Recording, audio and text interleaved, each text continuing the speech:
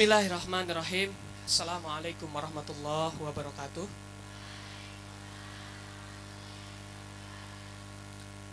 Alhamdulillahirabbil alamin wa bihi nasta'in ala umuri dunya waddin. Wassalatu wassalamu ala asrofil anbiya'i wal mursalin wa ala alihi wa sahbihi ajma'in.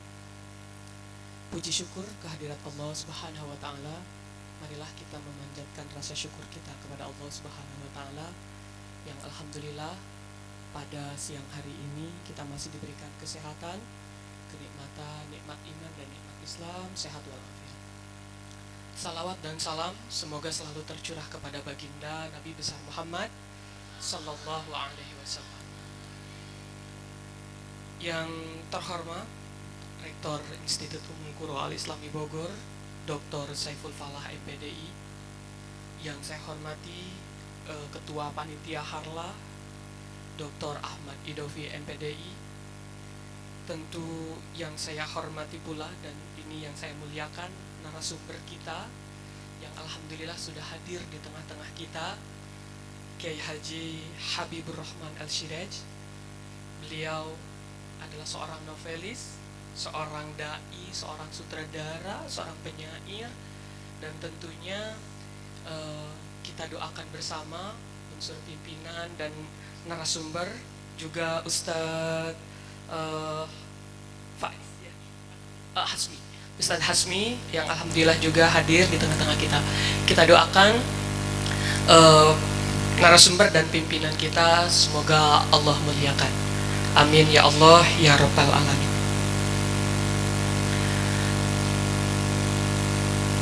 Alhamdulillah kita sudah pindah ruangan yang tadinya kita di depan ya, karena cuaca sehingga kita beralih ke gedung B lantai 4 dan insya Allah tidak akan ada gangguan ya, karena ini diskusi yang sangat penting. Bagaimana tidak penting, narasumber yang ada di tengah kita ini tentu sudah sangat dikenal sekali. Mungkin para santriawan dan santriawati atau teman-teman mahasiswa sudah banyak membaca novel-novelnya ya, atau mungkin ada yang pernah nonton layar lebarnya ya. Iya. Dan alhamdulillah sekarang sudah ada di tengah-tengah kita. Iya, boleh tepuk tangannya.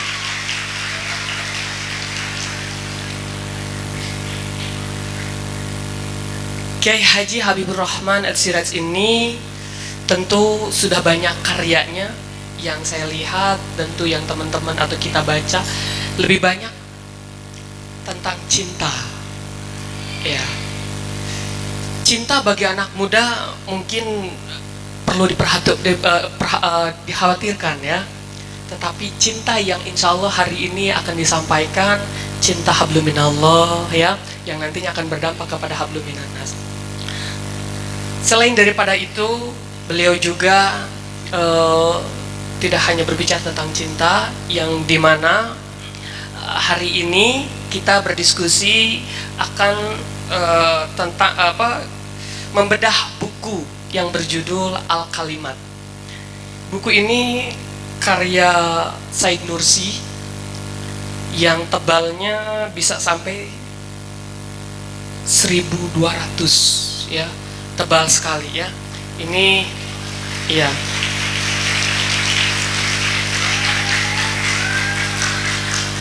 Ya, ketika sekilas melihat sinopsis, ini buku yang sangat luar biasa yang tentunya akan mengarahkan, akan memberikan pedoman sebagaimana manusia yang seharusnya. Tentu kita juga penasaran seperti apa dan bagaimana. Insya Allah narasumber kita akan membedah daripada apa yang ada dalam buku yang setebal ini. Saya yakin audiens, teman-teman juga bertanya-tanya apa sih yang menjadi inti daripada buku ini, dan buku ini harus dibedah. Mungkin insya Allah Pak Kiai akan menyampaikan juga siapakah Said Nursi yang secara utuh, supaya kita juga lebih kenal lebih dalam, sehingga banyak pedoman-pedoman yang kita terapkan dalam kehidupan. Baiklah, mungkin sudah tidak sabar, kita langsung saja dengarkan paparan daripada Kiai Haji Habibur Rahman. Kepadanya saya persilakan.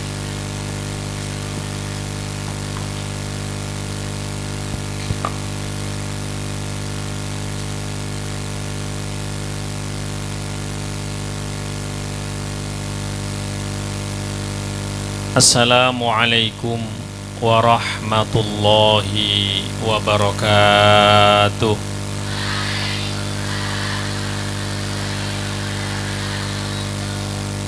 A'udzu billahi minasy syaithanir rajim. Bismillahirrahmanirrahim.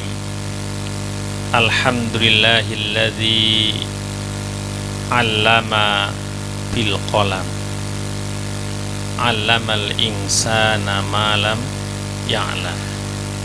Wassalatu wassalamu ala sayyidil anam, sayyidina wa habibina wa maulana Muhammad sallallahu alaihi wasallam wa ala alihi wa ashabihi wa man sara ala nahjihi ila yaumiz ziham.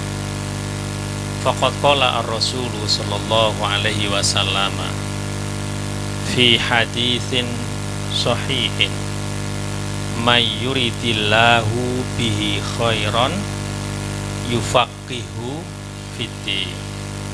Amma ba'd. Hadratal kiram, para alim, para ulama, wa fil muqaddimah akhinal karim al-ustadz Kiai Haji Dr. Saiful Falah, Rektor Institut Ummul Qura, beserta seluruh wakil rektor, seluruh dekan, dan tentu seluruh dosen. Moderator kita pada siang hari ini yang ganteng, juga akhinal karim, tamu kita dari jauh, dari Kayseri Turki.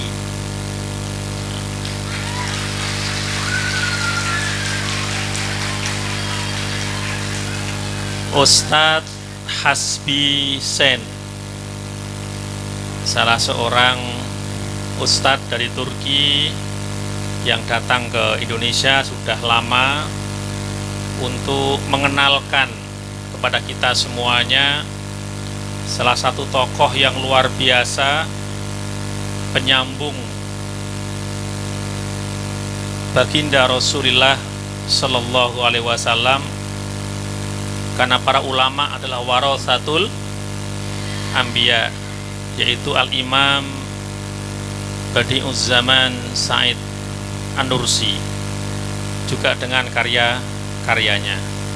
Seluruh mahasiswa, mahasiswi Institut Ummul Qura yang saya banggakan, yang saya doakan, semoga semuanya mendapatkan barokah, mendapatkan curahan rahmatnya Allah Subhanahu wa Ta'ala.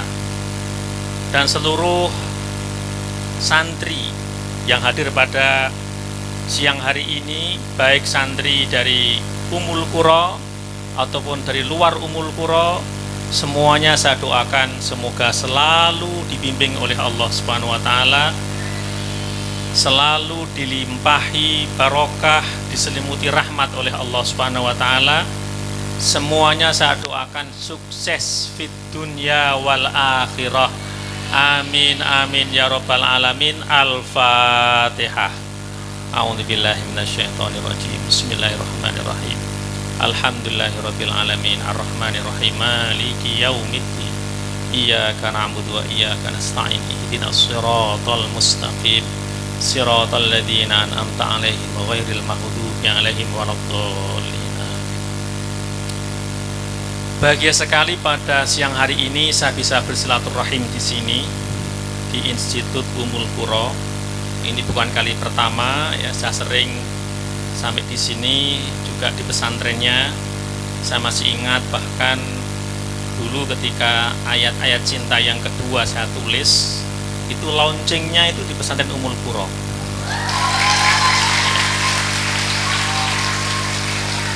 Langsung saat itu Romo Kiai Haji Helmi yang langsung ikut melaunching saat itu ya. Itu, dan tadi Kiai Saiful Falah udah minta ke saya, nanti Ustadz kalau Kembara Rindu yang kedua sudah di launching, kami minta launchingnya di sini. Insya Allah, mohon doanya insya Allah.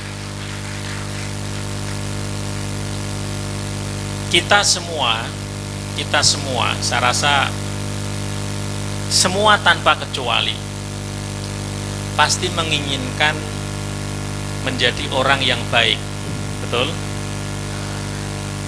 Kita juga menginginkan orang-orang yang dekat dengan kita, orang-orang yang kita sayangi, kita cintai, semuanya menjadi orang-orang yang baik. Tidak hanya menjadi orang yang baik, kita juga menginginkan diri kita ini menjadi orang yang baik sekaligus bernasib baik. Dan juga orang-orang yang kita cintai, siapapun itu yang kita cintai, kita sayangi, baik dan bernasib baik di dunia dan di akhirat. Saya mau nanya, apa ada yang tidak mau bernasib baik? Nggak ada. Apa ada yang mau menjadi orang yang tidak baik?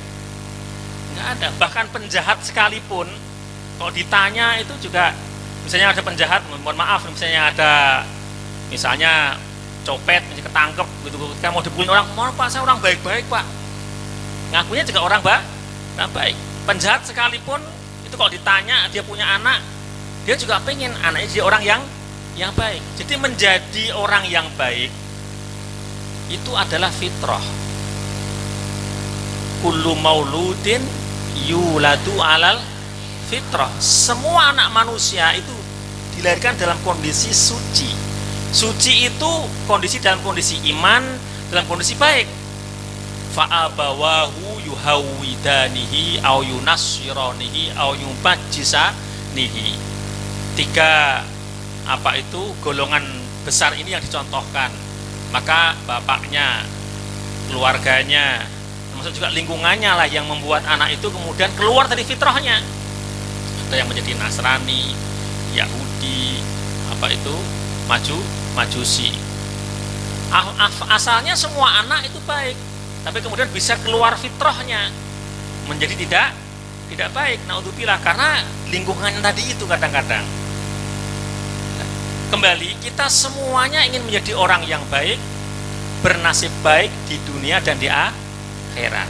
Adik-adikku semuanya, para mahasiswa, para santri, kalau kita coba berpikir tuh begini, kalau yang menginginkan kita baik dan bernasib baik itu kita atau orang tua kita. Orang tua kita kan semuanya menginginkan kita baik semua kan, dan bernasib baik.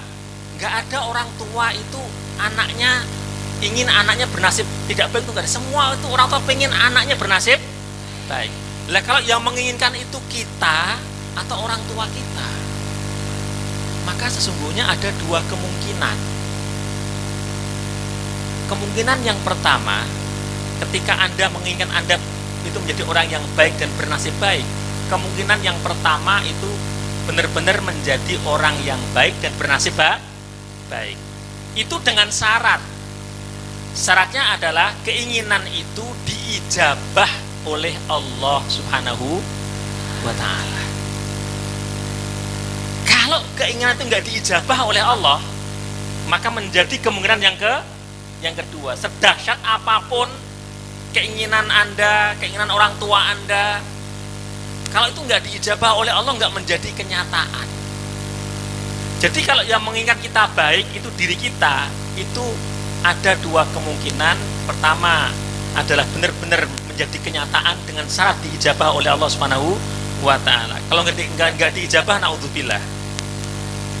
Tetapi adik-adikku semuanya, kalau yang menginginkan kita ini baik dan bernasib baik di dunia dan di akhirat itu bukan kita lagi yang menginginkan, tapi yang menginginkan itu langsung Allah Subhanahu wa ta'ala.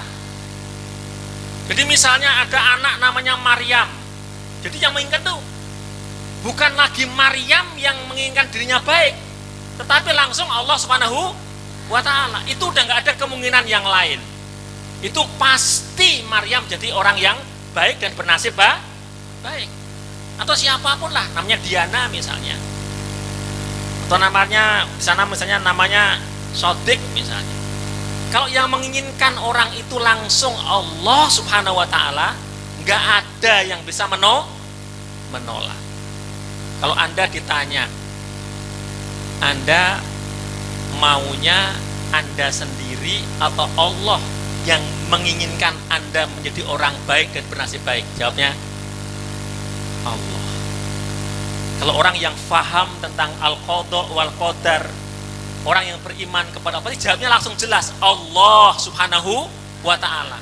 Kita semuanya menginginkan, yang menginginkan kita baik itu langsung Allah subhanahu wa ta'ala. Kita semua menginginkan bahwa Allah sudah mencatat di Lauhul Mahfuz sana, kita semuanya itu termasuk orang-orang yang baik, yang bernasib baik di dunia dan di akhirat. Amin ya robbal alamin. Adik-adikku semuanya, sebelum masuk ke ini pengantar masuk ke buku ini, supaya kita faham betapa pentingnya kajian semacam ini dan kajian yang serupa dengan ini. Kajian apa? Mengkaji karya para ulama. Kemudian saya ingin mengajak Anda bahwa di dalam Al-Quran, juga di dalam hadis-hadis baginda Rasulullah Sallallahu Alaihi Wasallam ada penjelasan tentang tanda-tanda orang yang diinginkan baik oleh Allah. Ada tanda-tandanya orang itu dikehendaki baik oleh Allah. Tadi kan kita semua sepakat kan, kita ingin Allah yang langsung menghendaki kita baik. Ternyata ada tanda-tandanya. Ini kita bahas tidak untuk menuding orang lain. Jadi jangan sampai setelah dari sini kemudian Anda menuding. Kemarin itu ya, ketika bedah buku bersama Ustaz Habibur Rahman, tanda-tanda orang yang dikehendaki baik itu begini. Kamu tuh nggak ada. Kamu nggak ada tanda-tandanya itu. Itu namanya menuding orang. Bukan untuk menuding orang lain, tapi untuk memuhasabai diri kita masing-masing. Kira-kira kita udah masuk ke dalam kriteria itu atau belum? Kriteria orang-orang yang dikehendaki baik oleh Allah. Kalau belum masuk, kita ikhtiar. Kalau sudah masuk, kita berusaha bersyukur dan istiqomah. Baik. Tanda-tanda orang yang dikehendaki baik oleh Allah itu apa? Apa orang itu dikasih kekayaan yang melimpah ruah? Tapi kadang-kadang sering loh di desa kadang-kadang atau di mana gitu. Kalau ada orang-orang kaya gitu kan, terus kemudian wah, dia itu orang mulia sekali ya. Itu pasti dimuliakan sama Allah dia itu. Maka dikasih rezeki yang berlimpah ruah. Kerjanya santai tapi uangnya banyak. Kadang-kadang orang ada berpandangan semacam itu.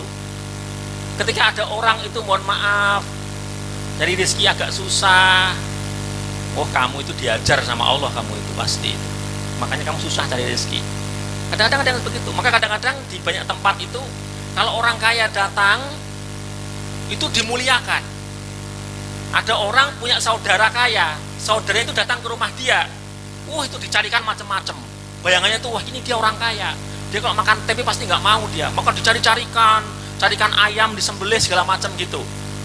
Ketika yang datang saudara yang kaya dicarikan macam-macam. Tapi giliran yang datang saudaranya yang mungkin tidak begitu kaya, santai dia. Alas dia kasih tempe goreng udah seneng dia. Jadi ada perbedaan memperlakukan tamu. Ini sebenarnya nggak pas juga ini. Karena tanda-tanda seseorang itu dikehendaki baik oleh Allah, itu bukan orang itu serta-merta dikasih kekayaan. Kalau hanya kekayaan itu bukan tanda-tandanya. Kalau seandainya kekayaan itu jadi ukuran, maka imam kalian itu namanya Qarun. Yang menjadi teladannya namanya seandainya kekayaan itu menjadi ukuran seseorang dimuliakan oleh Allah, dan buktinya Qarun nggak dimuliakan oleh Allah. Qarun beserta kekayaannya ditenggelamkan ke dalam bumi, tenggelam sampai hartanya kemana-mana kan. Maka Anda kalau misalnya nyangkul di sawah ketemu harta, Anda bilang harta kan, seolah-olah itu hartanya Qarun yang lari ke tempat Anda, saking banyaknya kan begitu. Padahal kan itu kan tenggelamnya di Mesir sono kan begitu kan. Tapi orang-orang bahkan Indonesia pun mengatakan kalau dapat harta gitu dari tanah itu harta karun, harta Qarun katanya ya kan? Ternyata enggak. Apakah kekuasaan? Tentu tidak. Kalau kekuasaan menjadi ukuran, misalnya Anda nanti nyalon jadi bupati, Anda jadi, wah ini berarti orang dimuliakan oleh Allah, maka dia jadi, dia orang pilihan. Kalau seandainya kekuasaan jadi ukuran, maka imam Anda namanya Fir'aun. Fir'aun berkuasa dia. Tapi ternyata kita tahu semuanya kan Fir'aun seperti apa nasibnya. Apakah kecantikan? Enggak juga. Ketampanan? Enggak juga. Terus apa? Jawabnya tadi, hadis yang saya bacakan di depan tadi. Mayyuridillahu bihi khairan yufaqihu fiddin. Man barang siapa, Utada, yuridillah khobar, barang siapa yang Allah menghendaki bihi pada orang itu khairan, kebaikan. Karena man tadi itu syarat, maka ada jawabnya. Kalau seseorang itu dikehendaki oleh Allah kebaikan, kalau Allah menghendaki seseorang itu kebaikan, jawabnya maka yufaqihu fiddin. Allah akan memfaqihkan orang itu, memahamkan orang itu fiddin, ajaran agama Allah. Jadi kalau Allah ingin Maryam itu baik, itu cirinya bukan Maryam dikasih harta berlimpah ruah, enggak. Kalau menghendaki Diana itu baik, bukan Diana kemudian dikasih kekuasaan jadi bupati, serta merta jadi bupati, itu tidak. Bukan itu tanda-tandanya. Tanda-tandanya apa? Allah akan menggiring siapapun yang dikehendaki baik untuk dekat dengan agamanya Allah. Islam, agama yang dibawa oleh baginda Rasulullah Shallallahu Alaihi Wasallam. Dia akan dekat, kemudian memahami, diberi kefahaman oleh Allah, dibukakan pikiran dan hatinya untuk faham. Caranya bermacam-macam, caranya itu bermacam-macam. Ada yang caranya dari orang tuanya, wasilahnya. Orang tuanya itu pingin anaknya itu ngerti agama, maka dipesantrenkan.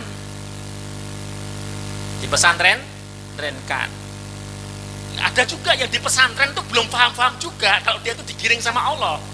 Masih belum paham juga kalau di pesantren itu adalah sesungguhnya adalah kunci untuk mendapatkan kebaikan dari Allah. Makanya masih ada anak-anak pesantren itu kalau di ajak ngaji tidur males, suruh ngafalin susah, suruh ngafalin mahfudhat tuh beban banget gitu ya. Ya kan? Dibangunin subuh untuk muhadasah aja susah. Padahal udah dikasih tahu kalau ini sebenarnya sedang digiring oleh untuk kebaikan, tapi enggak juga. Ada juga yang udah paham sehingga dia menikmati betul pesantren itu. Ini surga sebelum surga. Yufaqihu fiddin, difahamkan ajaran agama Allah. Tidak hanya faham, tapi juga mengamalkan. Tidak hanya mengamalkan, tapi juga ikhlas karena Allah Subhanahu. Jadi makna yufaqihu fiddin itu al-fahmu, al-amal, al-ikhlas. Ada 3 hal di dalam yufaqihu fiddin ini. Ini yang difahami para sahabat Nabi. Jadi dia faham, kemudian dia amalkan, kemudian dia ikhlas. Lah kemudian di pesantren itu bermacam-macam hidangan untuk faham itu. Ada kunci pertama, pemahaman tentang toharoh. Maka ngaji kitab Fathul Qorib misalnya, Fathul Qorib. Itu bagian, tapi itu belum semuanya. Nanti kemudian ada ngaji tafsir Jalalain misalnya. Ini bagian dari kunci, dibukakan lagi pemahaman oleh Allah Subhanahu wa Ta'ala. Terus termasuk siang hari ini. Ini terjemahan dalam bahasa Indonesianya karya seorang ulama yang luar biasa, Al-Imam Badi'uzzaman Said Nursi. Jadi ketika adik-adikku semuanya datang ke sini saat ini dan kita membahas al-kalimat ini bagian, semoga ini busyra, kabar gembira. Semoga ini bagian bahwa kita semuanya ini termasuk dikehendaki baik oleh Allah untuk mengenal satu kitab yang luar biasa ini, kitab Al-Kalimat, karya seorang ulama yang luar biasa, Al-Imam Badi'uz Zaman Said Nursi. Oke. Sekarang qabla an ta'rif ma fi hadal kitab uridu an ubayyina lakum wa ashrah lakum man huwa muallifu hadal kitab. Sebelum adik-adikku semuanya saya ajak untuk mengetahui secara garis besar kitab ini, tentu minal hikmah an na'rif mu'allifah hadal kitab. Bagian dari hikmah adalah, bagian dari satu kebijaksanaan adalah kita mesti mengenal penulisnya. Bagi adik-adikku yang sudah membaca novel Api Tauhid, insya Allah udah kenal, karena udah saya kenalkan dengan detail dalam novel saya Api Tauhid. Tapi mungkin ada yang belum membaca Api Tauhid, maka izinkan saya mengenalkan man huwa al-Imam Badi'uz Zaman Said Nursi. Nama aslinya Said. Jadi nama aslinya Said. Ya. Aslan min qaryah ismuhu Nurs. Aslinya beliau dari satu desa namanya desa Nurs. Sebuah desa di sebelah timur Turki, masuk kawasan daerah Kurdistan. Kurdistan.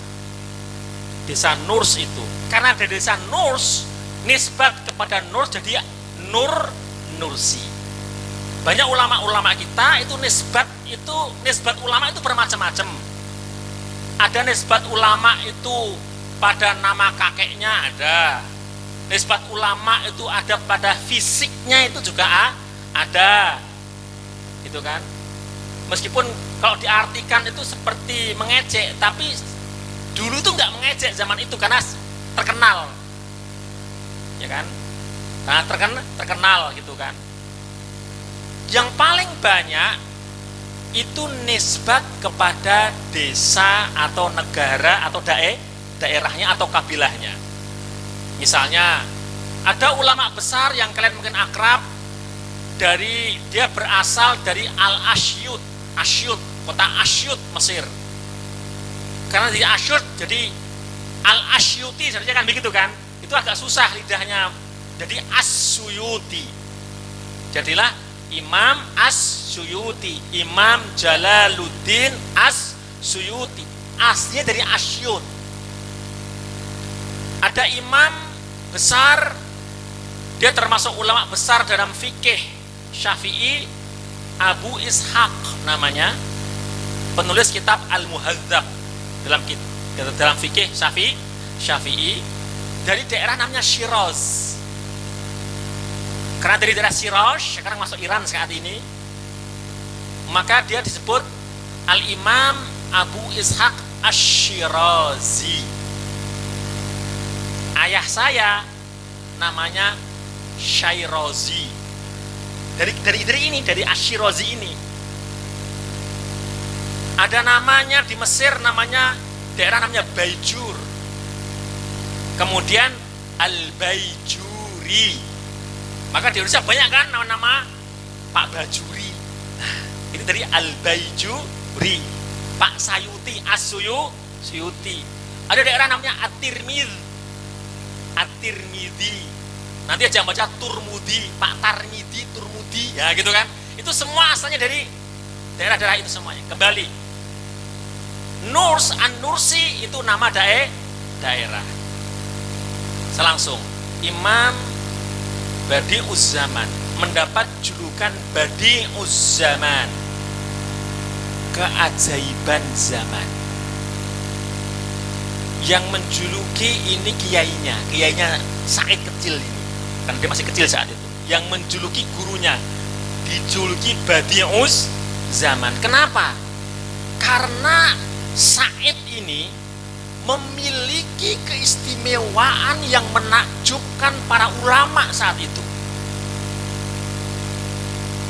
Kecerdasan yang luar biasa. Di umur masih remaja, nggak tahu persisnya, mungkin apakah 14 tahun entah berapa, masih remaja saat itu. Itu sudah hafal 80 kitab induk dalam kajian Islam.